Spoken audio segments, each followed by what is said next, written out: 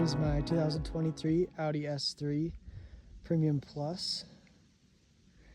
It's got the Sport Performance package, the Technology pack, and the black optics pack, as you can tell from the black side mirrors. And then I did add the badges, the blacked out badges. You see the S3 right here, the black rings, and the black optics package also gets you this black trim around each of the windows. So Technology pack, that gets you everything from the digital driver's display, which I can show you right now, as well as Audi MMI navigation. And so this is the Technology package gets you the biggest difference over the, see if I can get the camera to focus. The biggest difference over the standard pack, which would just be the analog dials. That was in 2023. Now it may be completely different, and you can get digital driver's display with any model range. But with this specific one, so there are 3 trim levels. There was the Premium, the Prestige Plus, Premium, Premium Plus, and the Prestige.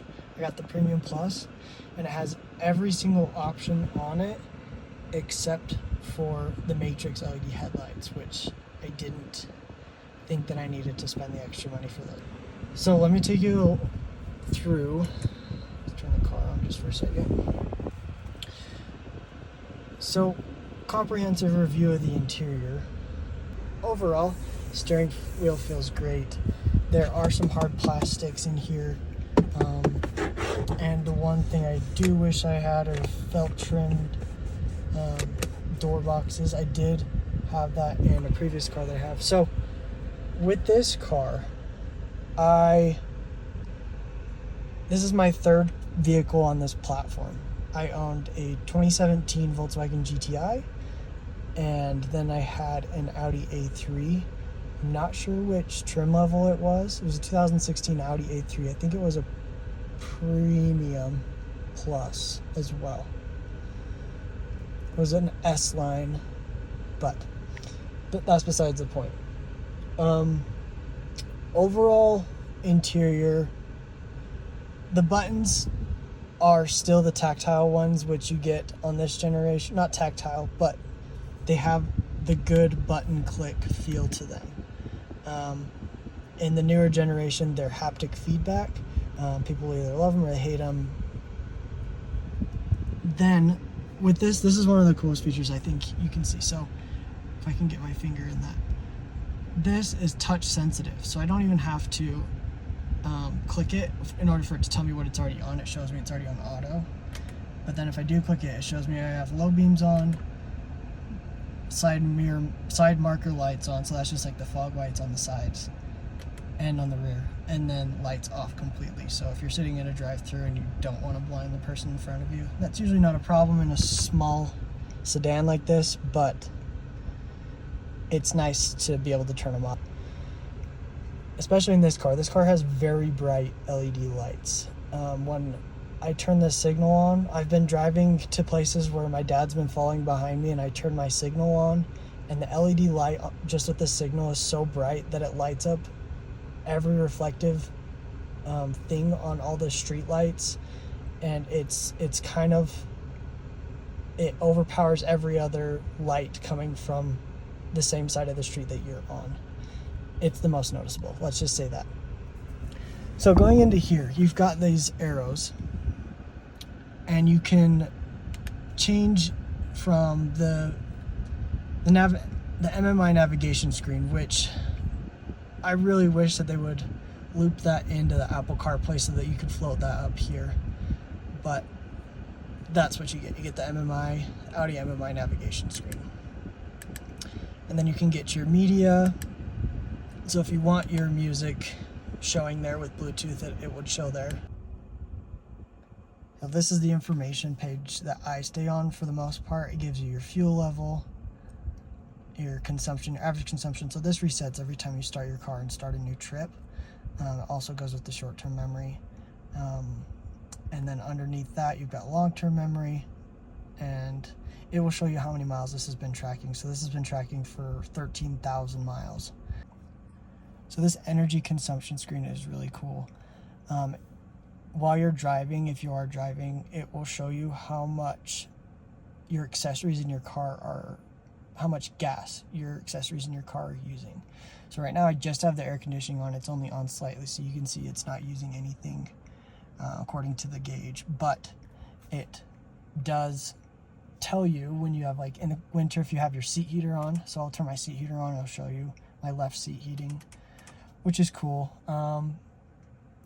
It will show you anything that's actually on and consuming fuel in your electric system throughout the car. I've got my parking sensor indicator on up there, and that's just the parking light down here. And we can just turn that on or off.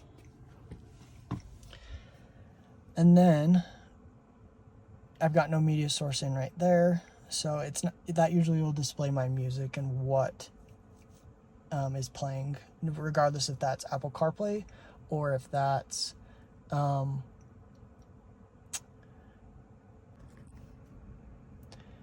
and you can also have several different things displayed in this far left-hand section as well.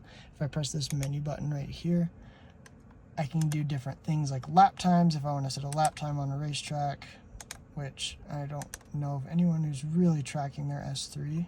I would love to, but not at the moment. Reduce display. So reduce display is just going to show you your clean setup with just your revs, your miles per hour, and your media source on the top. So I'm going to go back to the regular trip computer. You also have got your engine temperature, your coolant temperature in the bottom left. Sorry, not coolant. Your oil temperature. And then you've got your boost gauge in the bottom right-hand corner, as well as your general mileage, time, trip, and temperature, as well as the speed detected by your so at the technology pack you get the traffic sign sensing technology, which houses itself right here above your rearview mirror, part of the technology pack. This section over here is just going to give you your date and time, and it's not going to change unless you do the reduce display. Driver's side controls, you've got your memory seats, you've got your typical auto one-click windows, as well as your window lock for each side. So that's nice in the rear. You can do both individually. You've got your heated mirrors, you've got your turn the mirrors in and it will tuck them in, but the car automatically does that when you lock the car. You've got your trunk release lever right there. Really love the S3 all-weather formats. And then your ergonomic door handle, which it is a weird shape, but once you get used to it, it does feel really natural.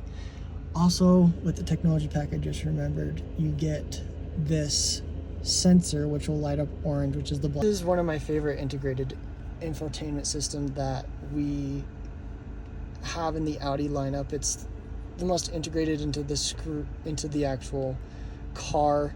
A lot of them are just screens that are propped up on the dashes, and I think this one looks really well integrated. It's not the largest, but it's just as big as you would need, and you can see it clearly. All the blacks are really black, the colors are really good. A couple of fun things that you can do in here. You have several different vehicle things that you can set up. You can set up your individual setting once you go into sport mode, which I can show you that right now. So down here we have your drive select button, your traction control off button, the auto stop start button off, hazards, parking, mirror or parking cameras. So if I turn this on, it will show me what's behind me, which is pretty cool. And then you've got your automated parking assist, which I'll be honest, I've never used this, so I don't really know how to fully operate it, but I could figure it out if that's something that would interest you all. And then one of the favorite things to play around in here is the interior lights. So interior lighting is, I have it set to something you can't, let me show this. You can't fully see it right now as the car's, it's in the broad daylight, so the interior lighting isn't on at all.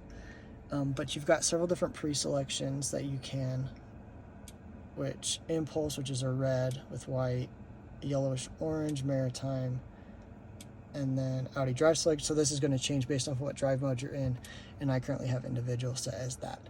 I like it at night. It's not as apparent as you would seem there. It kind of blends together a lot better. And we'll come down from the infotainment system to the gear selector, which there's a lot of controversy about this. It works fine. It looks just like a Porsche 911 one that they have in the newer models. And it's fine. Push button for park. This is also cool. It's just like an iPod, and it actually will do the volume if you just spin the knob like that. I don't have any audio plugged in right now because I'm recording, but you can change track, turn it off, and then mute it. This is also a really helpful feature for those of you who need to hard set the infotainment system. You will just hold this button until it hard sets, kind of like the old iPhone used to be, where you used to hold it until it would show the Apple signal. You'll hold this until it reboots and turns back on, shows you the Audi MMI system again. We've had to do that in my dad's BMW a couple of times to get the infotainment system working again, because he doesn't drive it that much, and these things, if you don't use them, they don't work properly. And sometimes this does have wireless Apple CarPlay and Android Auto, but I do not use that because I feel like it's a little glitchy, and sometimes it connects, sometimes it disconnects. So I just stick with the regular wire, because I'm gonna charge my phone anyway, and so I may as well just plug it in and use Apple CarPlay. That doesn't lag or have any connectivity issues. But we can go into drive mode, and you can see you can press it multiple times, or you can get it to click and come up once and select it with your fingers. You've got comfort, auto, dynamic, individual, and I either just rotate it from dynamic to comfort. There really is quite a significant difference between the drive settings in this car. The dynamic sport startup is a lot louder because there's a valve in the exhaust with the sports exhaust, which was a $500 optional extra, I believe, but it really makes a difference. I'll insert a sound clip.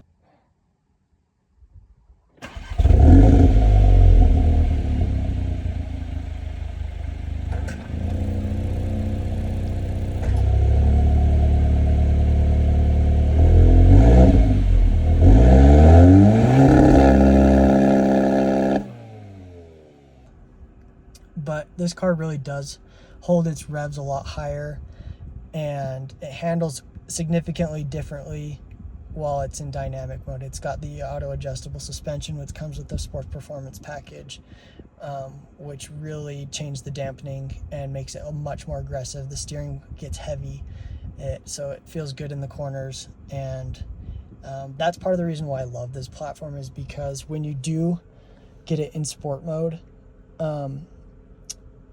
it feels like a little mini go-kart. It's not a big lumbering car that once you get out of this size bracket, everything just kind of turns into a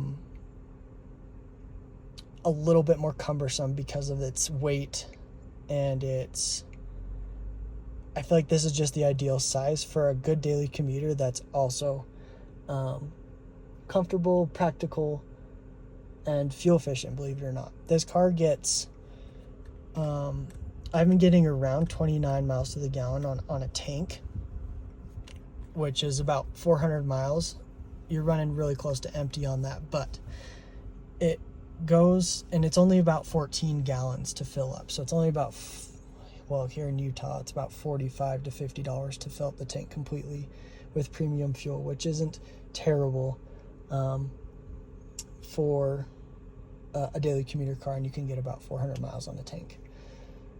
I wish the tank was a little bit bigger. That's another one of the things that I wish was bigger. I'll do a full breakdown of what I wish was bigger, or what I wish was better with this vehicle versus what I wish, what I love about it. So pros versus cons. Let's see here. Oh, one of the things that most cars don't have is this detached shade. So I can put this up and down independently of the sunroof. I can even put the sunroof back, and if I want fresh air but I would like shade, I don't want the sun coming through, I can put that forward. So that's a really cool feature that a lot of cars don't offer these days. And then it's one touch to get it back. So you've got several different things up here. You've got the doors open lights and regular interior lighting. And these interior lights are pretty cool. They're just touch sensitive, so all you have to do is touch them and then they go away.